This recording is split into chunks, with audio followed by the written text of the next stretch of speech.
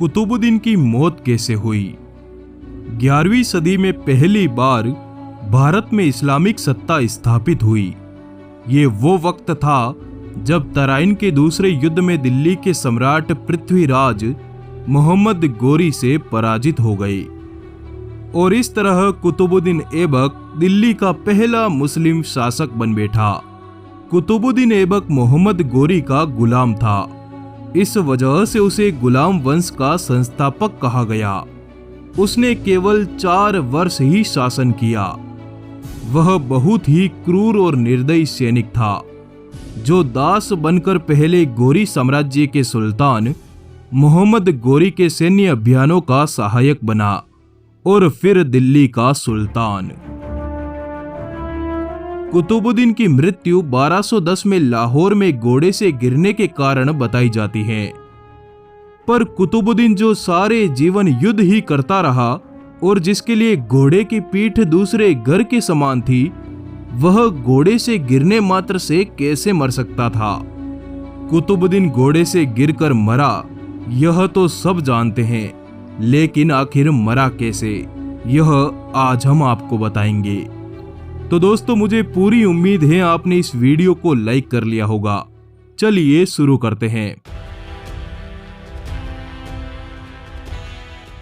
वीर महाराणा प्रताप जी का चेतक तो आप सबको याद होगा, लेकिन सुभ्रक नहीं। तो मित्रों, आज सुनिए कहानी सुभ्रक की। लुटेरे कुतुबुद्दीन ऐबक ने राजपुताना में जमकर कहर बरपाया और उदयपुर के राजकुंवर कर्ण सिंह को बंदी बनाकर लाहौर ले गया। कुंवर कर्ण सिंह के पास सुभ्रक नामक एक स्वामी भक्त घोड़ा था, जो कुतुबुद्दीन को पसंद आ गया और वो उसे भी अपने साथ ले गया। कई दिनों तक बंदी रहने के बाद एक दिन कैद से भागने के प्रयास में कुंवर शाह को सजाए मौत सुनाई गई और सजा देने के लिए लाहौर के जन्नत बाग में लाया गया। यह तय हुआ कि राजकुंवर का सर काटकर उससे पोलो नामक एक खेल खेला जाएगा। अगली सुबह कुतुबुद्दीन खुद कुंवर शाह के ही घोड़े सुभ्रक पर सवार होकर अपनी खिलाड़ी टोली के साथ जन्नत बाग में आया। सुभ्रक ने जैसे ही कैदी अवस्था में राजकुंवर को देखा, उसकी आंखों से आंसू टपकने लगे। जैसे ही सर कलम करने के लिए कुंवर शाह की जंजीरों को खोला गया, तो सुभ्रक से रहा नहीं गया। उसने उछल कर कुतुबुद्दीन को घोड़े से गिरा दिया और उसकी छाती पर अपने मजबूत पैरों से कई वार किए, जिससे कुतुबुद्दीन के प्राण पखेरु उड़ गए।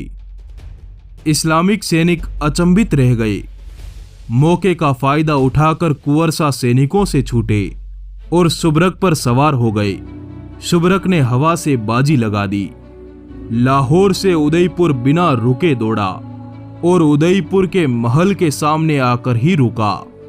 राजकुंवर घोड़े से उतरे और अपने प्रिय अश्व को पुचकारने के लिए हाथ बढ़ाया, तो पाया कि वह तो प्रतिमा बना खड़ा था, उसमें प्राण नहीं बचे थे। सिर पर हाथ रखते ही सुभ्रक का निष्प्राण शरीर लुढ़क गया। भारत के इतिहास में यह तथ्य कहीं नहीं पढ़ाया जाता, क्योंकि वामपंथी और मुल्ला परस्त लेखक अपने राजनीतिक बाप की ऐसी दुर्गति वाली मौत बताने से हिचकिचाते हैं। वामपंथी इसे नकारते हैं। वामपंथियों के अनुसार उपरोक्त कहानी सिर्फ एक कहानी है, इसमें कोई सच्चाई नहीं है। सच क्या है, आप ही फैसला करें। परंतु एक व्यक्ति जिसने सारी उम्र घुड़सवारी की हो, वह सिर्फ घोड़े से गिरने मात्र से नहीं मर सकता। सवाल नामों का नहीं, सवाल यह है कि छुपाया क्या जा रहा है।